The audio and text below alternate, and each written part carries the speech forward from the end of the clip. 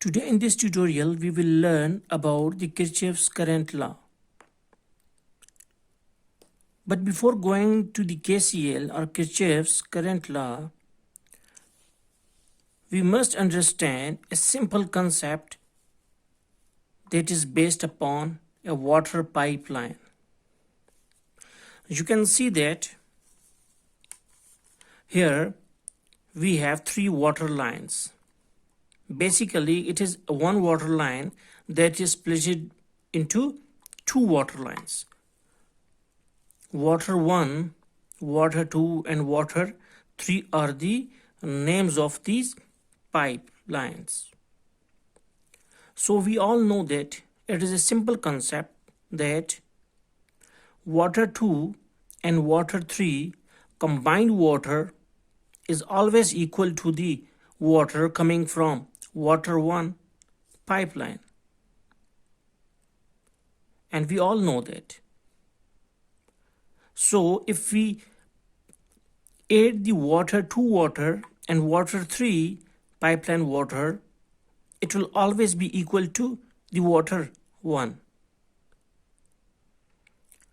So the same concept is for current and wires.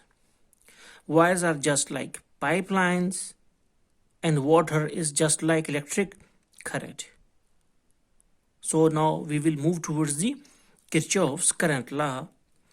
As we know that it was presented by Gustav Kirchhoff, a famous scientist. Now, what about the definition of this law? It is saying that, or states that, sum of all the currents entering and leaving a junction is equal to 0. First, it is simple saying that at a junction, but first of all we must know that what a junction is. So here in this example you can see that this one is a junction. Why it is called as junction? Because this is resistor 1 or any component, this is resistor 2 and this is resistor 3. You can mark them as R1, R2 and R3.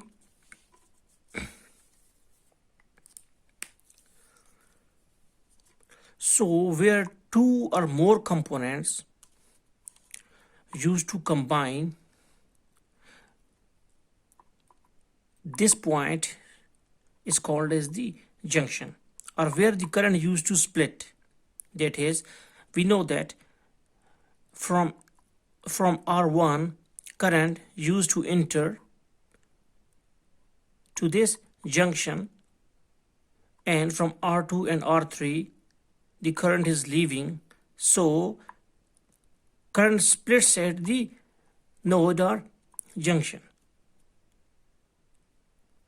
So you can say that junction is a point in a circuit on which two or more components meet, like this. So in more simple words, we can understand that Kirchhoff's law that if a current of any magnitude, like you can say that it is 10 ampere, ampere is the unit of current, it is entering into the R1. So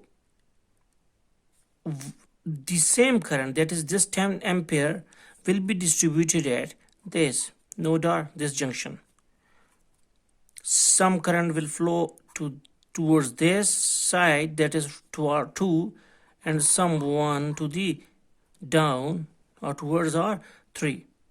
So if R2 is 6 amp, so R3 must be 4 amp, because at one point we know that from R1 the current is entering, and when via R2 and R3 the current is leaving. So the sum of leaving current must be equal to the sum of entering current. Is like this water pipeline concept. So there is another definition of KCL, that the sum of all the currents entering is always equal to the sum of leaving currents within a node. So this is a hard and fast concept, that if you used to sum these currents, like you can write here as an equal to equality sign, and what is the amount of entering current, you can say it is 10 amp, and what is the amount of leaving currents, because the arrows are going away from this junction, so they are 6 amp plus 4 amp. So 6 amp plus 4 amp, again 10 amp. So 10 amp is equal to 10 amp. Or if you use to move this 10 amp to this to this side, so 10 amp minus 10 amp is equal to 0. They can cancel. So actually, for entering current, you can write here as plus sign, and for leaving currents, you can if they are on the same side of the equality, you can write the negative sign.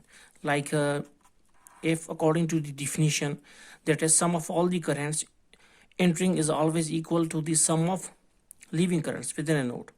So you can say that entering and leaving both are 0. So what will now the case is, like 10 ampere is entering with plus sign, and minus 6 ampere and minus 4 are leaving, so they are with minus sign. So 10 amp minus 4 amp minus 6 amp minus 4 amp, so it is equal to 0. They all will cancel with each other. So our definition is okay. What about the mathematical expression? Mathematical expression is actually the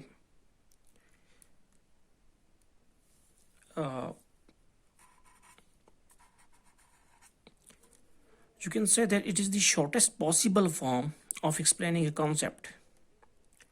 Now you can see that we put here two summation signs.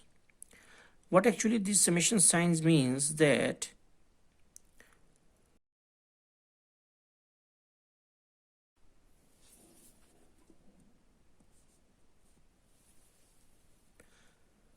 here it is written summation I in is equal to summation I out. So I in contains all the currents that are entering into the node, and I out contains all the currents that are leaving out of the node. So here IT is a current, any current, you can write any name here. IT, as its arrow indicates, that it is entering into the node, and I2 is also entering to the node, and I3 current, as mentioned here, is leaving from the node. So sum of leaving is I3, because it's just one single current, so sum is just I3. But for entering current, it is I2 plus IT, I2 plus IT. So we can say that sum of leaving current is equal to the sum of entering currents. So I think that you got the concept. In next lecture, we will do some sort of examples related with that of KCL. So thanks for watching.